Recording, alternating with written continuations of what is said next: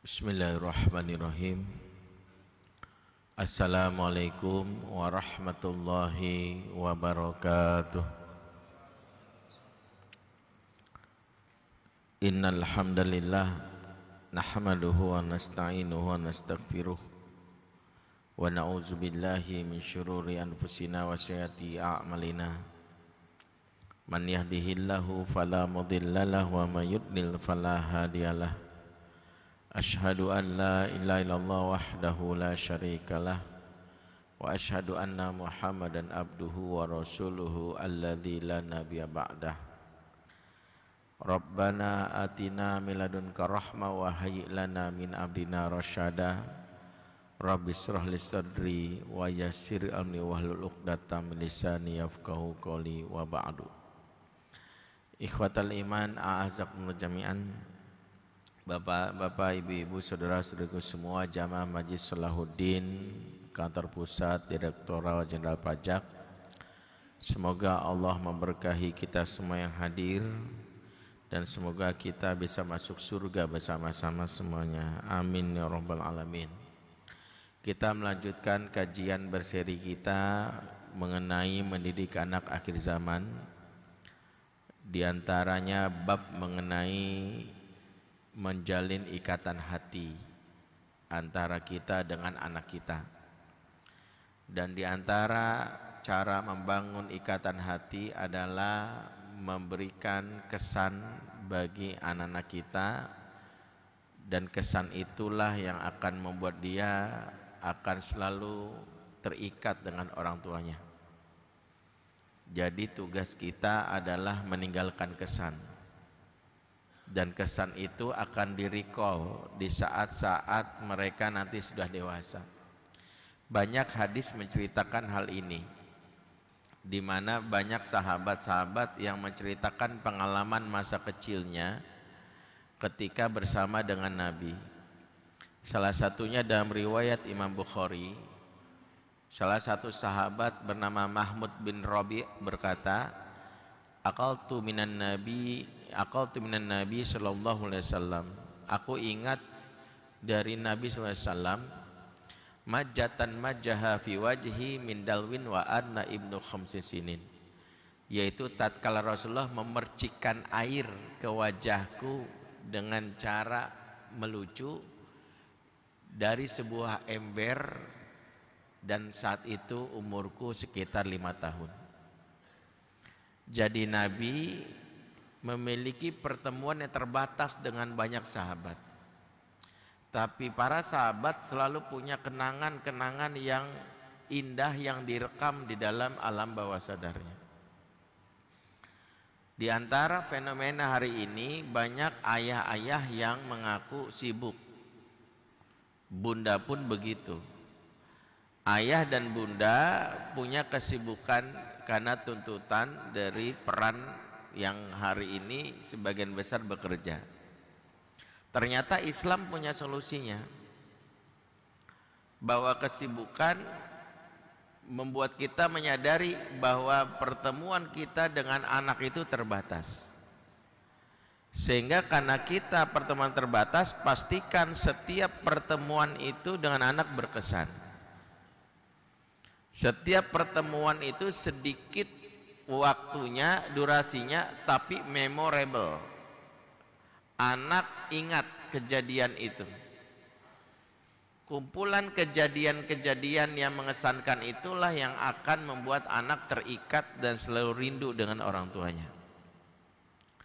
Makanya rumus untuk membuat anak itu terkesan adalah pandai memanfaatkan golden moment, terutama di waktu-waktu yang sifatnya reguler, yang rutin dilakukan antara ortu dan anak.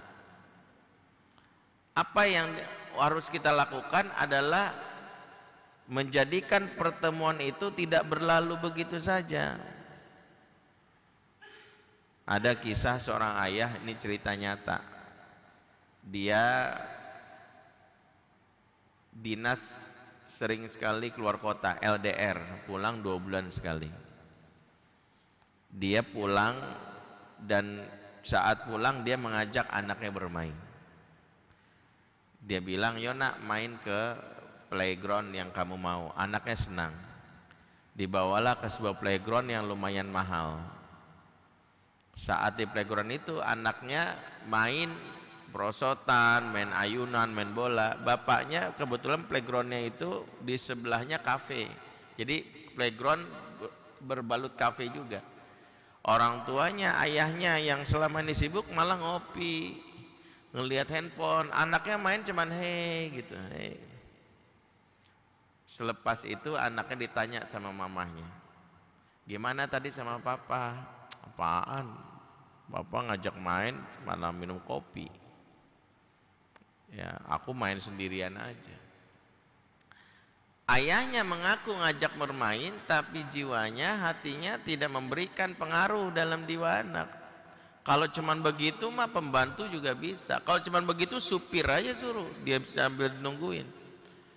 Yang anak butuhkan adalah keterikatan, keterlibatan. Makanya di antara yang Nabi lakukan, Nabi itu totalitas kalau bersama dengan anak. Tadi misalnya mencandai anak sambil memercikan air, atau kadang sebagaimana yang pernah saya sampaikan di pertemuan sebelumnya, cara Nabi membuat Usamah itu begitu berkesan, di mana Nabi memangkunya, ya'khuduni ala fakhidhihi wa yaqudul Hasan ala fakhidhil ukhra. Kemudian Hasan bin Ali didudukan di paha yang lain.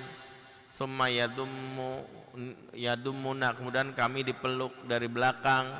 Wa qala Allahumma arhamhuma fa inni arhamuhuma. Kemudian Nabi mendoakan kami dengan begitu jelas, "Ya Allah, sayangilah dua anak ini, aku sangat sayang dengan anak ini." Jadi Nabi mendoakan sambil memeluk, itu sangat berkesan di memorinya Usamah bin Zaid. Jadi kita, di antara kepandaian orang tua adalah jika tahu waktunya terbatas, pastikan pertemuan yang singkat itu berkualitas.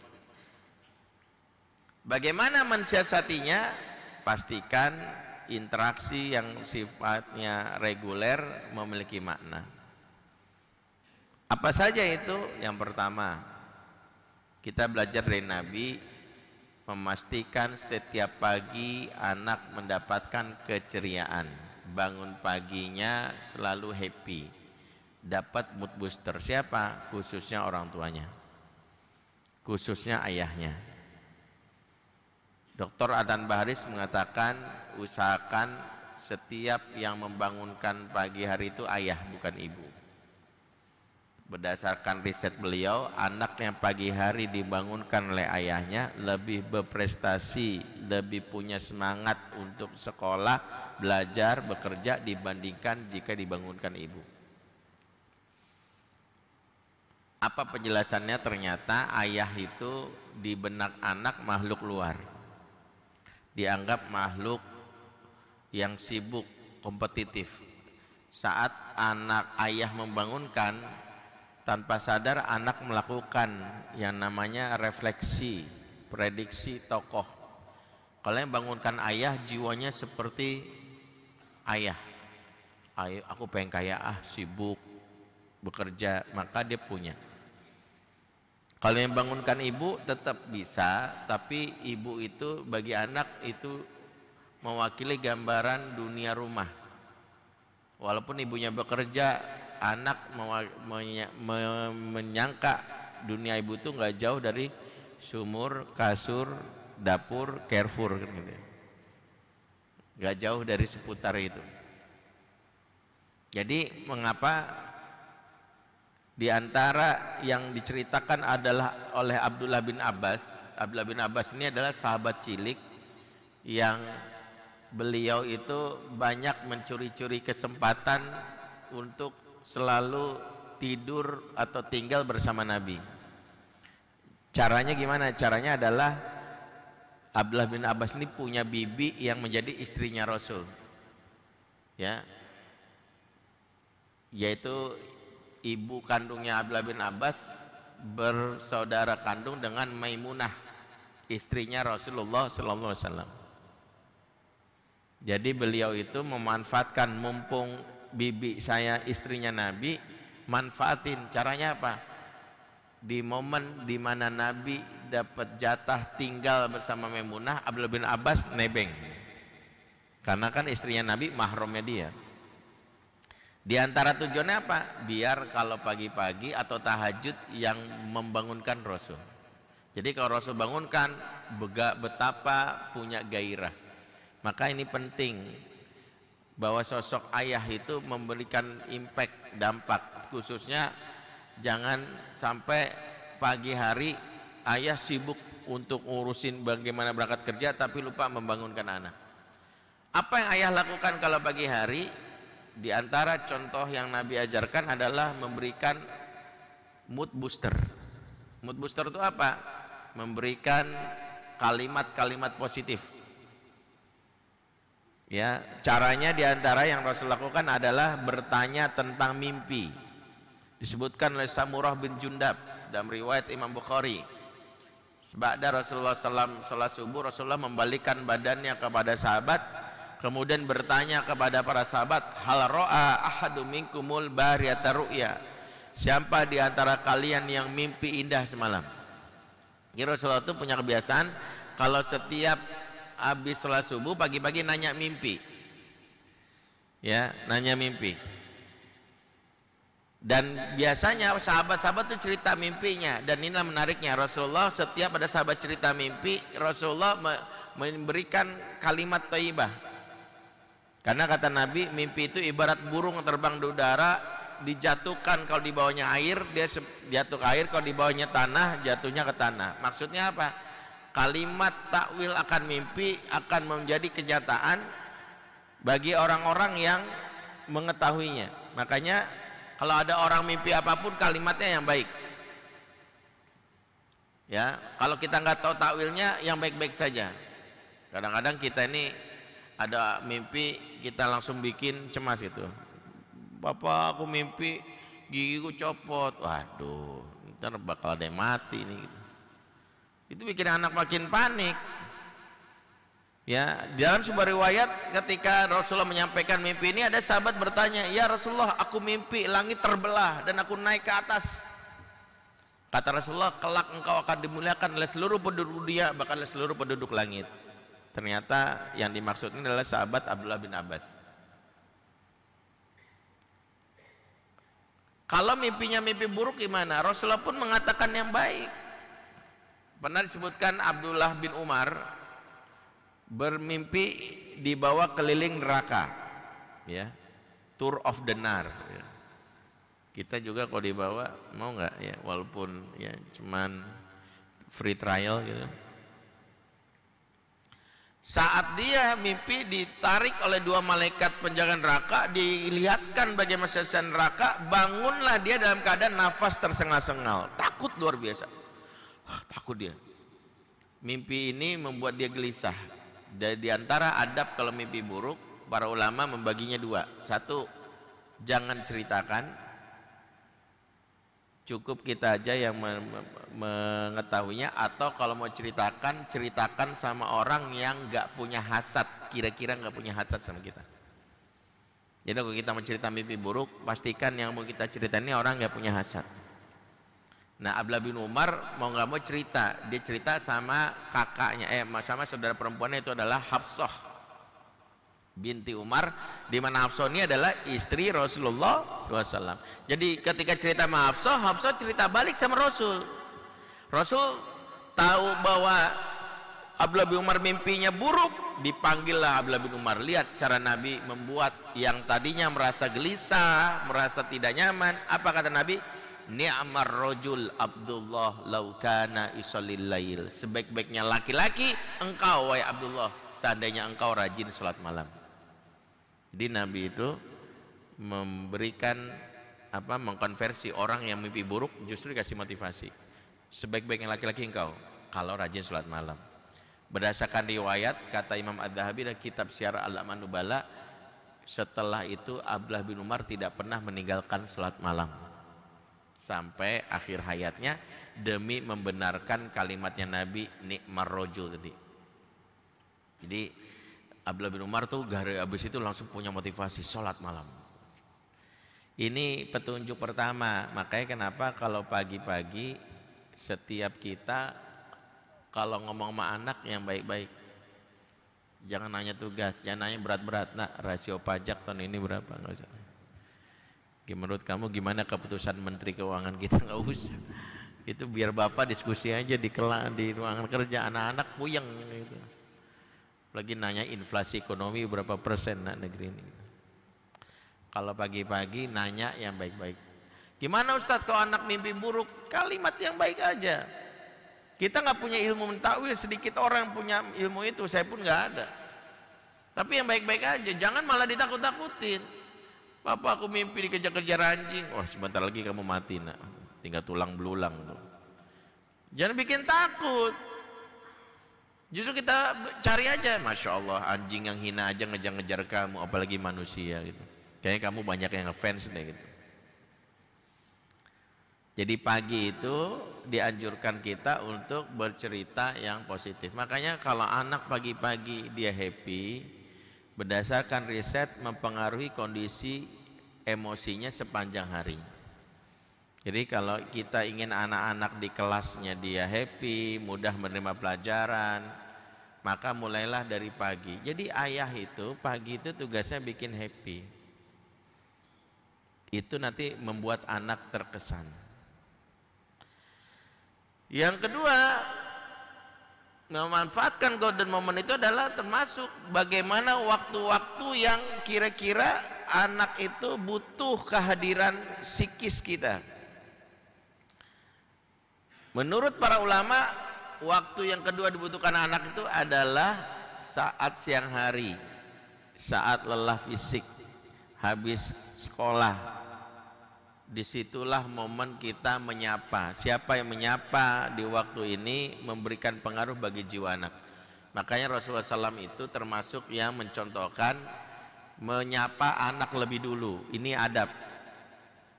Jangan mentang-mentang gitu lah. Kita kan lebih tua, anaknya ngapa kita loh. Tidak. Justru Nabi mengajarkan anak-anak yang belum balik diajarkan untuk disapa dulu. Dalam riwayat Imam Muslim, marra Rasulullah SAW ala gilmanin fasallama alaihim. Rasulullah SAW melewati kumpulan para bocah dan menyapa mereka. Jadi menyapa anak kecil itu sunnah. Ya, jangan bilang gini, lah dia harusnya diajarin adab dong Ustadz. Kita lebih tua, kita disapa duluan, dia belum ngerti. Justru ketika disapa senang.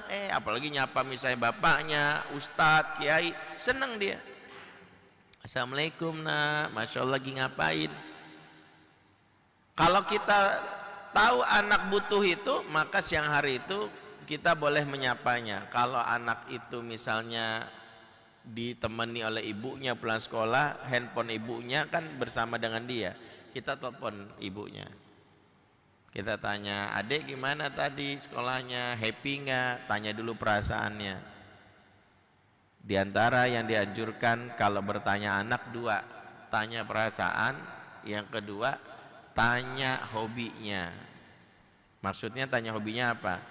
Misalnya anak itu senang main bola, maka nanya tadi main bolanya gimana. Jadi jangan nanya tugas, ada PR enggak, hafalan kamu udah berapa juz, puyeng tuh anak. Kalau siang hari itu yang dianjurkan nyapa. Anak habis main boneka, tadi gimana bonekanya gitu. Dan ini dicontohkan oleh Nabi, di mana Nabi kalau bertemu anak kecil disebutkan oleh Anas bin Malik, dia punya sepupu namanya Abu Umair. Disebutkan bahwa Nabi selalu menyapa Abu Umair dengan bertanya, ya Aba Umair, ma fa'alan nughair. Wahai Abu Umair, burung pipit piaraan kamu gimana kabarnya? Jadi Nabi itu nanya burung pipit piaraan. Ternyata berdasarkan riset, orang itu paling seneng kalau ditanya tentang hobinya. Dia akan cerita banyak. Contoh bapak hobi main sepeda. Kalau ditanya tadi sepedaan kemana ya Pak? Wah tadi kita tuh dapatlah 21 kilo gini, cerita tuh. Bapak kolektor batu akik. Kalau ditanya pasti seneng. Koleksi batu akik, wah terbaru Ustaz, saya bawa dari Bacan, wah tuh nih, jadi cerita enak. Orang itu kalau ditanya hobi pasti cerita, begitu ditanya tugas, proposal udah jadi belum, langsung diem. Laporan keuangan gimana? Nanti bos ya. Tapi kalau tanya hobi pasti mau. Makanya tanya hobi dulu. Anak tuh kok baru nelpon harus tanya PR-nya gimana, hafalan kamu nambah nggak, capek dia. Makanya orang tua kalau nyapa anak yang di pesantren jangan nanya tugas dulu, tanya perasaannya, happy nggak nak selama sebulan ini. Terus kita tahu anak kita tuh hobi banget main basket, kemarin gimana, basket sempat juara nggak pas itu, aduh pak gini, cerita dia. Tapi kalau baru datang gimana, assalamualaikum, gimana kabarnya, hafalan kamu nambah nggak, ya gimana, nilai kamu naik nggak, langsung dapat berat ya. Ini strategi bicara sama anak. Yang ketiga, jadi pagi kita harus memberikan keceriaan, siang kita menyapa anak sebisa mungkin, terutama anak-anak kita masih balita. Lewat mana nyapanya? Lewat istri kita yang menemaninya di sekolah. Yang ketiga, ini hal yang sering kita remehkan tapi ngaruh dalam jiwa anak, menemani anak di saat tidur. Momen yang kita lupakan itu adalah saat tidur, itu momen berharga. Nemenin. Khususnya anak di bawah 10 tahun. Anak di bawah 10 tahun itu tidak boleh tidur tanpa didampingi. Kenapa? Karena selama seharian dia punya banyak pengalaman, entah dari handphone yang dia tonton, entah dari obrolan teman, itu dia merekam semuanya. Ada yang baik, ada yang buruk, ada yang sampah, ada yang baik. Nah kalau dia tidur tidak sempat menceritakan pengalamannya, dia rekam itu yang buruk-buruk tadi. Tugas kita ngapain Ustadz? Tugas kita sebelum tidur pastikan anak bercerita pengalamannya. Tadi kakak gini, tadi kakak kesel, kakak pukul aja teman kakak, habisnya dia ngambil mainan kakak. Baru kita bilang, oh kakak kesel mukul. Oh, kalau mukul itu menurut kakak baik gak? Enggak sih, tapi kakak kesel gitu. Di situ tugas kita dua. Kalau pengalaman itu buruk atau ke hal itu buruk, kita langsung delete. Lain kali kakak bisa mengadukan ke ibu guru dulu kalau dia iseng, bilang kakak nggak suka. Ya, nanti kalau pukul ntar besok khawatirnya dia balas lagi. Jadi ya nak ya. Kalau pengalamannya baik, kita record, kita kuatkan. Tadi kakak bagi ini teman kakak traktir semuanya. Wah alhamdulillah, iya kan dompet papa ketinggalan, kakak ambil uang isinya. Nah itu beda tuh. Itu bapaknya baru innalillah, awalnya alhamdulillah, terakhir innalillah. Tapi boleh kita bilang, nah lain kali izin gitu. Tapi yang baik-baiknya kita record. Jadi menjelang tidur itu jangan sampai anak nggak ada sesuatu yang bermakna. Setidaknya kalau anak-anak balita itu ajarkan, satu, emaknya bacain buku, ya, bacain buku. Yang kedua bisa jadi murojaah hafalan, anaknya dengerin aja, ya, mama atau terutama papahnya boleh. Papahnya bilang, papa mau baca, ya, Al-Qari'ah yang ayatnya pendek, nanti sebelum tidur. Dan biasakan sebelum tidur itu memperbanyak istighfar. Ya nak, sebelum tidur, sebelum baca doa, yuk istighfar dulu, astagfirullahaladzim, astagfirullahaladzim. Jadi anak punya kebiasaan yang baik, yang sebelum tidur itu kita bilang selamat tidur sayang, mimpi indah gitu. Dan itu sangat berkesan. Jadi tidurnya dia itu yang diingat adalah momen sebelum tidurnya. Jadi usahakan sebelum tidur itu minimal didampingi, setidaknya diajak ngobrol. Itu yang ketiga.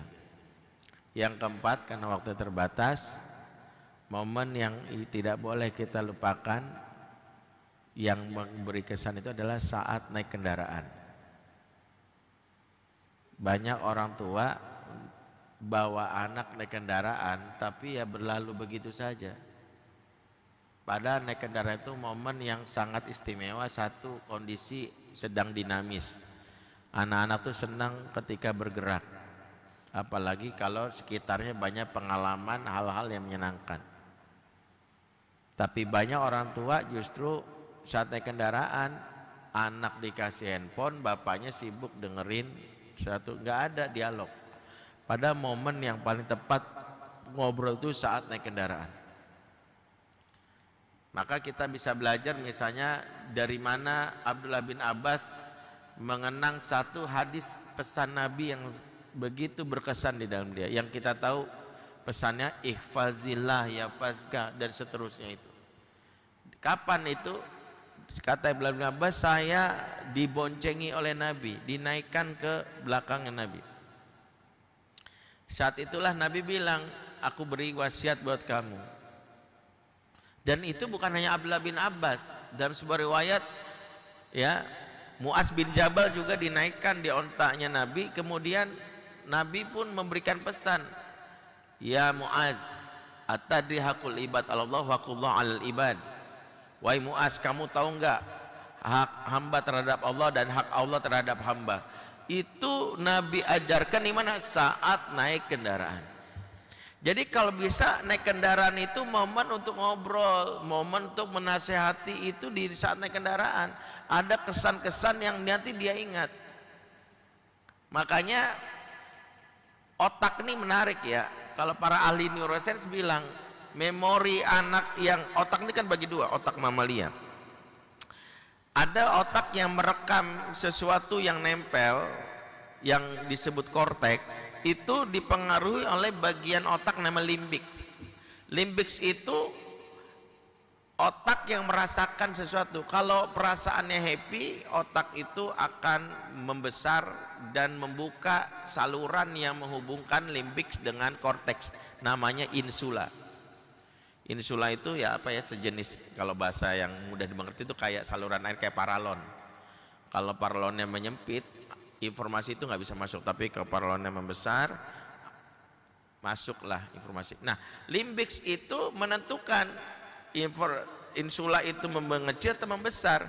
Insula membesar kalau limbixnya itu membesar. Dan kapan limbix membesar? Kalau lagi happy. Makanya kalau anak lagi happy, omongan kita itu bisa diingat.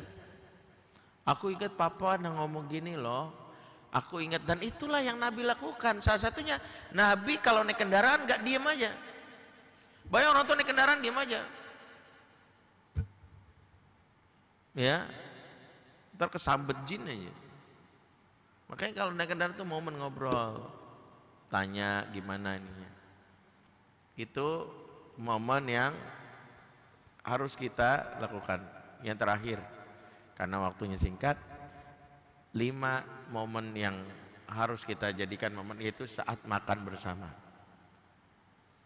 Makanya momen makan itu momen ngobrol, momen nasihat, momen diskusi. Kan sudah kita pernah bahas di antara makna makan bersama. Makan bersama itu kata para ulama cirinya 5. Jangan disebut makan bersama kalau nggak ada ciri-ciri. 1, wujuhu ila ta'am, menghadap ke makanan. Bukan makan bersama kalau sambil ngelihat ke TV, itu bukan. Makanya kalau kita ke tanah suci itu kan kalau ada buka bersama, entah itu saum sunnah atau saum wajib, makanan itu digelar orang menghadap ke makanan. Itu disebut makan bareng.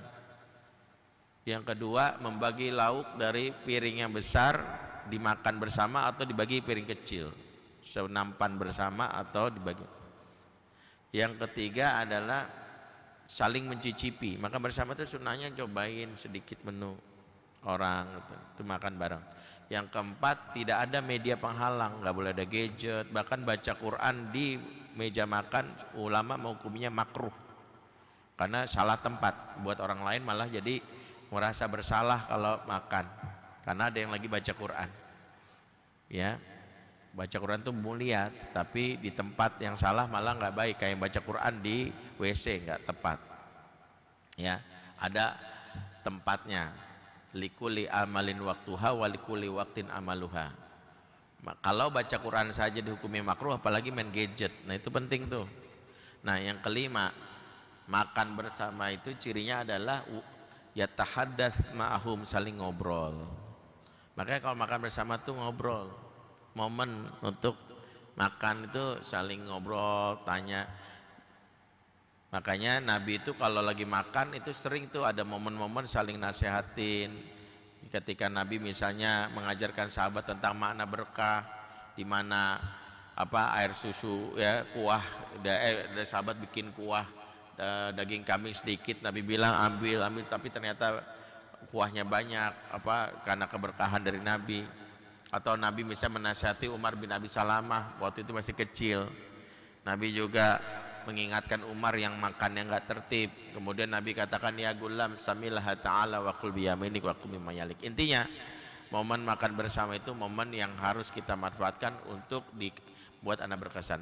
5 hal inilah yang rutin, reguler kita isi, jangan sampai lalu begitu saja.